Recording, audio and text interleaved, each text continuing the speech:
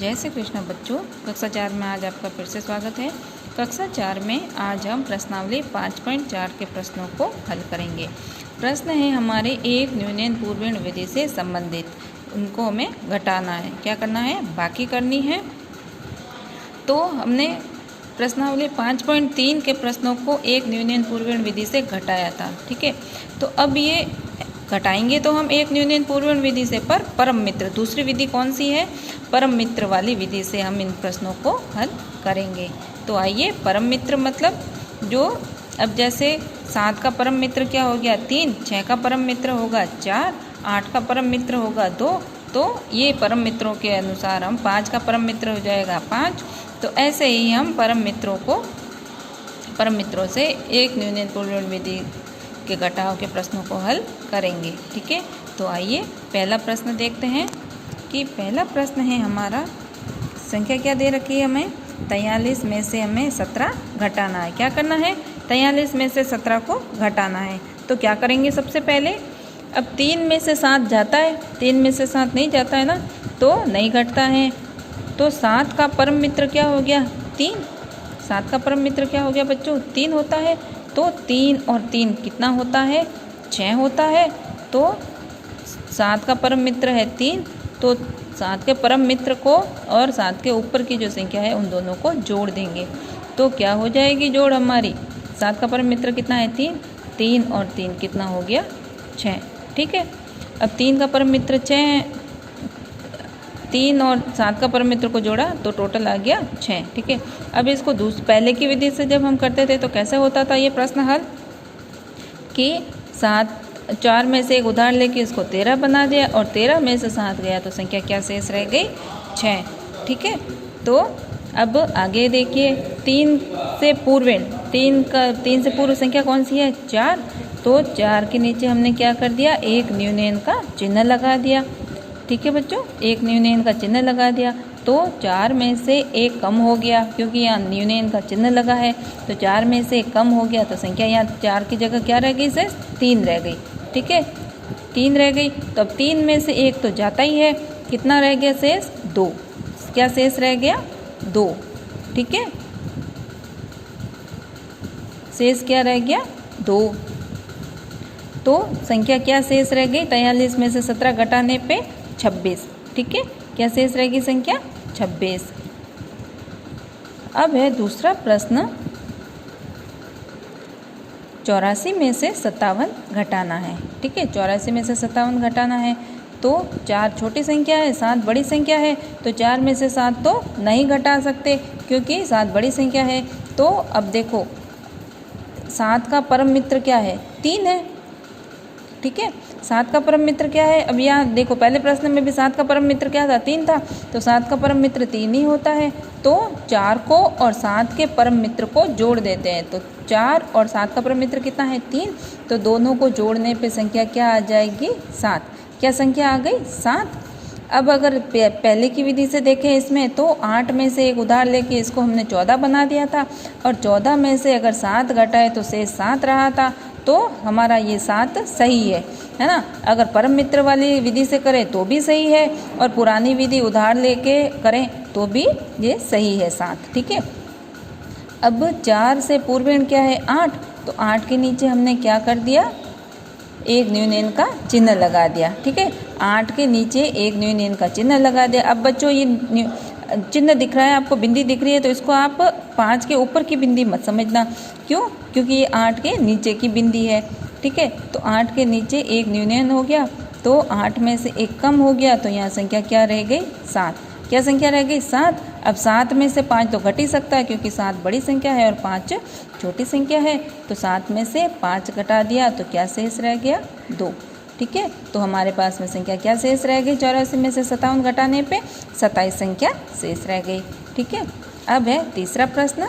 तो तीसरे प्रश्न में हमें घटाना है 56 में से 39 को। क्या घटाना है? 56 में से 39 को हमें घटाना है। तो 6 में से 9 नहीं जाता है, नहीं घटा सकते। तो पहले की विधि तो हम क्या काम में ले सकते हैं, पर हमें पहले की विधि नहीं, हमें परम मित्र वाली विधि से इस बाकी को हल करना है। तो 6 है ऊपर और नीचे क्या है? 9। अब 9 का परम मित्र क्या होता है बच्चों? 9 का परम मित्र होता है 1। 9 का परम मित्र क्या हो जाएगा? 1। तो 6 और 9 के परम मित्र 1 को जोड़ने पे संख्या क्या बन जाएगी? 7। क्या संख्या हो गई यहाँ पे? 7। और अगर ऐसे करो 16, 5 में से एक उधार लेके इसको 16 बना दो और 16 में से 9 घटा दो तो क्या शेष रह जाएगा? 7। और परम मित्र से भी 7 ही आ रहा है क्योंकि 6 और 9 का एक परम मित्र 7 हो गया टोटल करने पे। ठीक है। अब 6 का पूर्वेण क्या है? 5। तो 5 के नीचे हमने क्या कर दिया? एक न्यूनयन का चिन्ह लगा दिया। तो 5 में से 1 कम हो गया तो संख्या यहाँ क्या रह गई? 4।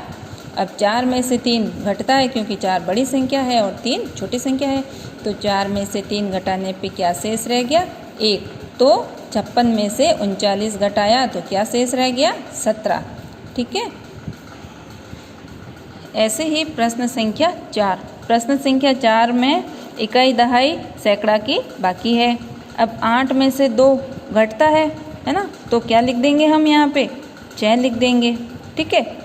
अब 6 में से 7 नहीं घटता है। ठीक है। 6 में से 7 नहीं घटता है तो 7 का जो परम मित्र है उसको 6 में जोड़ देंगे। अब 7 का परम मित्र क्या था बच्चों? हमने पहले और दूसरे प्रश्न में बताया था ना कि 7 का परम मित्र है 3। तो 6 में 3 जोड़ दिया तो संख्या क्या हो गई? 9। 6 में 3 जोड़ा तो संख्या आ गई 9। अब ऊपर की संख्या 6। ठीक है। 6 का पूर्वेण क्या है? 6 के पूर्व अंक क्या है? 5। अब 5 में एक न्यूनयन का हम क्या करेंगे? चिन्ह लगाएंगे। क्या करेंगे? एक न्यूनयन का चिन्ह लगाएंगे। लगा लिया चिन्ह तो 5 में से 1 कम हो गया तो यहाँ शेष रह गया 4। अब 4 में से 3 गया तो क्या बच गया? 1। तो क्या संख्या प्राप्त हो गई हमें? 196। क्या संख्या प्राप्त हुई? 568 में से 372 हमने घटाया परम मित्र विधि से तो क्या शेष रह गया? 196 संख्या। ठीक है। ऐसे ही 5वां प्रश्न है 832 में से 374 को घटाना है। अब 2 में से 4 घटेगा? नहीं घटेगा क्योंकि 2 छोटी संख्या है और 4 बड़ी संख्या है। तो क्या करेंगे? 4 का परम मित्र क्या होता है? 4 का परम मित्र है 6। ठीक है। तो 4 का परम मित्र 6 है तो 2 में 6 को जोड़ देंगे तो 2 और 6 कितना हो गया? 8। तो 8 लिख दिया हमने यहाँ पे। ठीक है। अब 2 से पूर्वेण कौन सी संख्या है? 3। तो 3 के नीचे हम एक न्यूनयन का चिन्ह लगा देंगे। तो 3 में से 1 कम हो गया तो 2 बच गया। अब 2 में से 7 घटता है? नहीं घटता है ना? तो 7 का परम मित्र क्या होता है? 3। तो 2 को और 7 के परम मित्र 3 को आपस में जोड़ दिया तो क्या बन गया? 5। क्या बन गया? 5। ठीक है। अब 3 का पूर्वेण क्या है? 8। 8 के नीचे हमने एक न्यूनयन का चिन्ह लगा दिया तो 8 में से 1 कम हो गया तो पीछे बच गया 7। ठीक है। तो 7 में से 3 तो घट ही सकता है क्योंकि 3 छोटी संख्या है और 7 बड़ी संख्या है। तो 7 में से 3 हमने घटा दिया तो संख्या शेष रह गई 4। ठीक है। तो 832 में से 374 अगर हमने घटाया तो संख्या क्या शेष रह गई? 458। क्या संख्या शेष रह गई? 458। ठीक है बच्चों। अब छठा प्रश्न। छठे प्रश्न में हमें बाकी करनी है 973 में से 586 को घटाना है। अब देखो बाईं ओर से पहला अंक दाईं ओर से पहला अंक है 3 में से 6 घटाना है। 3 में से 6 नहीं घटेगा। क्यों? क्योंकि 3 छोटी संख्या है और 6 बड़ी संख्या है। तो 6 का परम मित्र कितना होता है? 4। 6 को और 4 को परम मित्र मतलब जिसका योग, जिन दो संख्याओं का योग करने पे संख्या क्या बन जाए? 10 बन जाए। अब 6 में कितना जोड़ेंगे तो 10 बनेगा? 4 जोड़ेंगे तो 10 बनेगा ना। तो 3 और 6 का परम मित्र 4 को आपस में जोड़ दिया तो संख्या क्या बन गई? 7। क्या संख्या बन गई? 7। ठीक है। अब 3 का पूर्वेण क्या है? 7। तो 7 के नीचे हमने क्या कर दिया? एक न्यूनयन का चिन्ह लगा दिया। अब एक न्यूनयन का चिन्ह का मतलब क्या होता है? 7 में से 1 कम हो गया तो यहाँ संख्या क्या रह गई? 6। अब 6 में से 8 घटता है? नहीं घटता है ना। तो 8 का परम मित्र क्या होगा? 2। क्योंकि 8 और 2 जोड़ने पे 10 बनेगा। तो तो 8 का परम मित्र हो गया 2, तो 6 को और 8 के परम मित्र 2 को आपस में हमने जोड़ा तो क्या संख्या बन गई 8। 6 और 2 कितना होता है 8, ठीक है। तो यहाँ हमने 8 लिख दिया है। अब 7 का पूर्व क्या है 9। 9 के नीचे हमने एक न्यूनयन का चिन्ह लगा दिया। अब एक न्यूनयन मतलब 9 में से एक हमें कम करना है, तो यहाँ संख्या क्या शेष रह जाएगी 8, क्योंकि 9 में से एक कम हो गया। न्यूनयन का चिन्ह का मतलब भी क्या होता है एक कम करना। तो अब 8 में से 5 घट सकता है, क्योंकि 8 बड़ी संख्या है और 5 छोटी संख्या है, ठीक है। तो 8 में से 5 हमने घटा दिया तो संख्या क्या शेष रह गई 3।